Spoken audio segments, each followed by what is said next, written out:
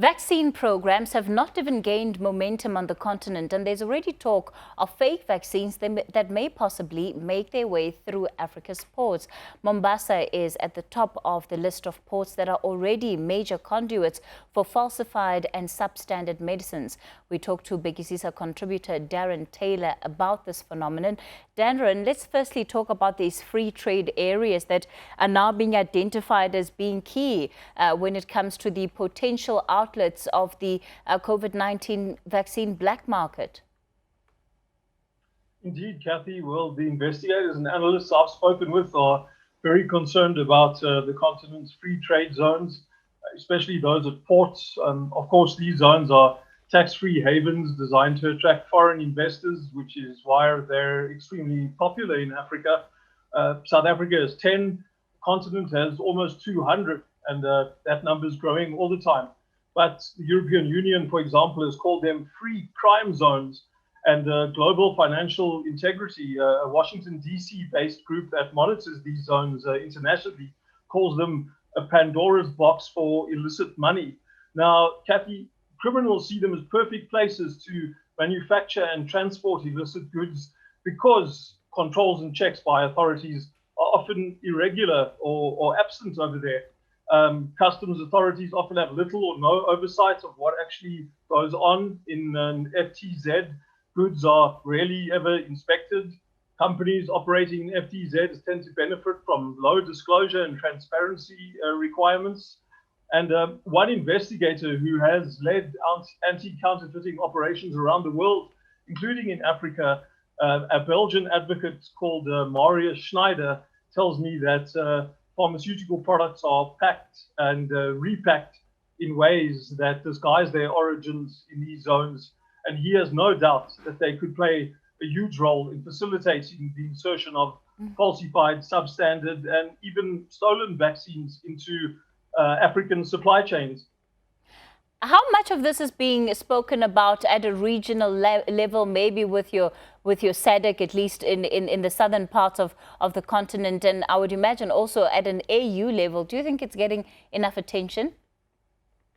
Not at all. Based on the research that I've done and my attempts at getting hold of the AU, I would say that no, simply hardly anything's been done about this because, a lot of agreements were meant to have been signed, agreements on safety, etc., in the past, and creating agencies that would help Africa cooperate with one another in safeguarding our vaccine shipments, etc. But, we've been caught up, like the rest of the world, in trying to get hold of vaccines. That's been the priority, and not really to safeguard them. Although there's been a lot of talk, of course, just on paper about, telling the public that these vaccines will be safe and that shipments will be safe and that also the security measures are in place, etc., etc. But what my operatives in intelligence are telling me is that a lot of the officials in the free trade zones, for example, and even in the zones that are not free trade zones, have been compromised. They've been cooperating for years with organized crime groups with regard to falsified medicines. And the real fear amongst those sources that I'm speaking with is that they will simply replace these other medicines with the world's most sought after product at the moment, which is the COVID-19 vaccine. And it's easily feasible to see why they think that, given that they know for a fact that these officials have been cooperating for years with the organized crime groups, and there's no reason for them to suspect why this would suddenly change with regard to the COVID-19 vaccine. Are there particular cities that are more prone to this kind of behavior? Indeed. What I'm talking about here, what my sources have told me especially, is that, as you mentioned initially, they're really concerned about Mombasa in Kenya. They're really concerned about Lome in Togo and Cotonou in Benin.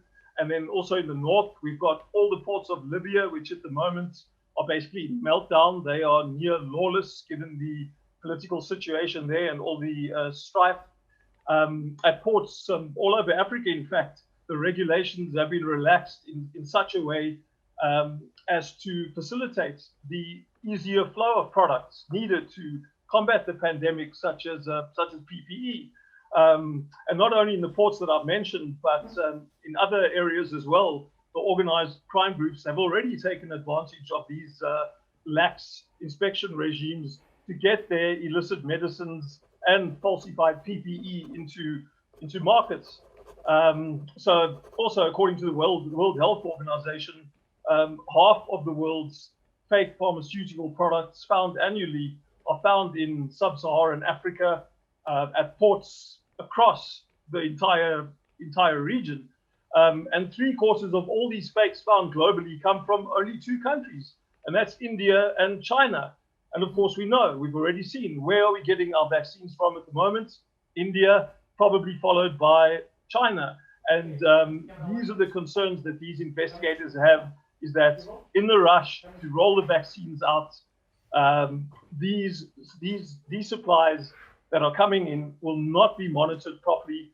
And also with the vast amounts of cargo that these ports are all expected to handle on top of the vaccines, that it's pretty easy for the criminals in India and China to put whatever they want in the containers, and they know that they won't be inspected properly, and to take a chance and to get their falsified products into our supply chains.